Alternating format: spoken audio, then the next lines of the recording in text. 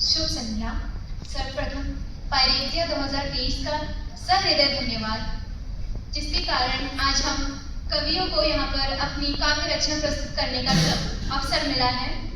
तो जैसे हमारे पूर्व एक कवि ने कहा कि कवि लिखते हैं दूसरों का दुख, तो मैं वही पहाड़ों की एक माँ उनका दुख लेकर आई हूँ। मेरी ये कविता प्रेरित है मेरी माँ से, और मैं कुमाऊं से हूँ, तो वहाँ पे माँ को ईजा कहते हैं। तो मेरी इस स्वरचित कविता का जो शीर्षक है वो है ईजा। कि जहाँ धरा मिलन नव संग, जहाँ धरा मिलन नव संग, माता भरती चित्त में उमंग। ये कहानी है एक माँ की, जो है नारो सुंदर पहाड़ों की वासी। भोगती वह कष्ट और उदासी, यूं तो पहाड़ों पे है कई समस्या, किंतु यह समय काल है गर्भावस्था। न है कोई अन्य दुविधा, सीमित है केवल स्वास्थ्य सुविधा। अब जब समय है प्रसव पूर्व जांच का, तो माप नहीं है इन कष्टों का। जब टिटनेस और डिप्थीरिया का लगता माँ को पहला टीका, और ठीक दिन 28 को दूसरा टीका, फिर तीसरी जांच 32वां हफ्ता, चौथी जांच 36वां हफ्ता, साथ में कष्ट 9 माह का, जो अंत नहीं कठिनाइयों का।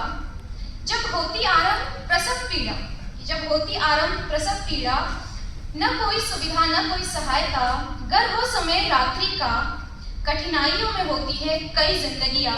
कि ये पहाड़ों का एक किस्सा है, एक सिचुएशन है कि कठिनाइयों में होती है कई जिंदगियां। एक जननी एक शिशु अजन्मा, कि वह अभी भी खतरे में है, उसने जन्म भी नहीं लिया है।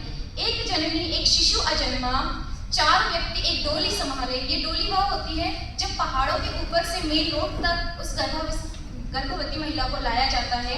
कि 4 व्यक्ति एक डोली संभाले, सोचो कर एक पैर जो फिसला, 6 जीवन एक पल में स्वाहा। बड़ी मुश्किल सड़क तक आते, जहाँ उपस्थित रोगी वाहन, लेकर जाता आनन फानन, सड़कें उबड़ खाबड़। रोगी वाहन झमझमाझम, माँ को पीड़ा सहन न होती, तीमारदारों का मन गम गमागम। फिर पहुंचे अस्पताल के आंगन, सोचा होगा अब समाधान, किंतु यहाँ न कोई स्वास्थ्य कर्मी, ना ही कोई डॉक्टर महान। ये पंक्तियां है कि हम में से कोई भी, जितने स्वास्थ्य कर्मी होते हैं या कोई भी अध्यापक, पहाड़ों पे सेवा कोई नहीं देना चाहता है। तो उससे यह प्रेरित है। और मेरी कविता की आखिरी पंक्तियां कि बदल सकते हैं इन कष्टों को हम, बदल कर स्वयं की इच्छा। आप सभी ने तो सुना ही होगा, कोई नहीं चाहता देना पहाड़ों पे सेवा।